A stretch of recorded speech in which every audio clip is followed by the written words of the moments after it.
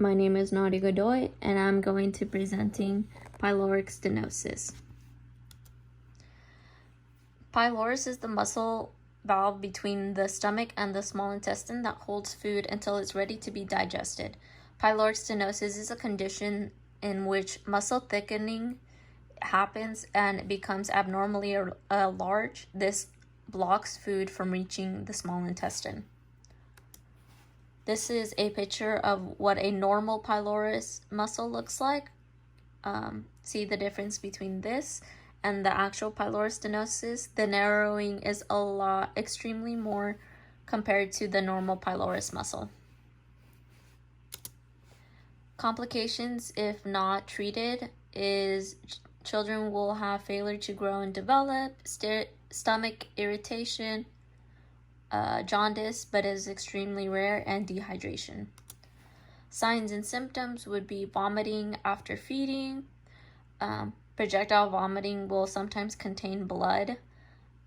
This worsens if the pylorus opening narrows more. Persistent hunger after vomiting, and then stomach contractions.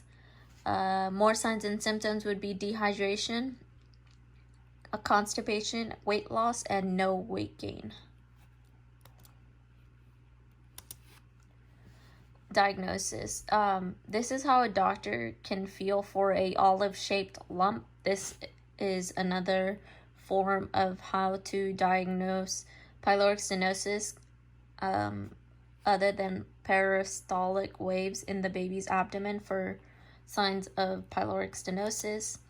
Test recommendations would be blood tests to check for dehydration and electrolyte imbalance, ultrasounds to view pylorus and confirm diagnosis, x-rays to see the baby's digestive system, but this would be the last resort because we don't want to expose the baby to unnecessary radiation.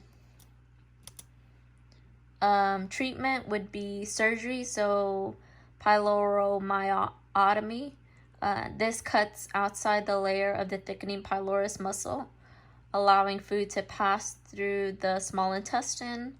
This is a picture of what it would look like. Fluid replacement is needed to fix electrolyte imbalance before surgery. Post-surgery, baby would be given IV fluids for a few hours and can start feeding baby again within 12 to 24 hours. Vomiting may continue after a few days, and baby would want to be fed more often. Complications post-surgery. Complications are not really necessary, but potential complications would be bleeding and infection near the site of the surgery. Medications that would be used during this condition would be IV dose of atropine and oral atropine. IV is given before surgery, and oral is given after IV therapy for 3 to 4 months. Nursing interventions with rationales. Interventions may include maintain adequate nutrition and fluid intake, and we would want to do this because children tend to be dehydrated and malnourished. Rehydration with IV fluids and electrolytes are necessary. Provide mouth care. Mouth may be dry because of the dehydration. Oral fluids before surgery. Patient teaching. Post-surgery. Burp infant several times during and after feedings. Do not feed your infant laying down. Do not overfeed. Wait 2 to 3 hours between feedings.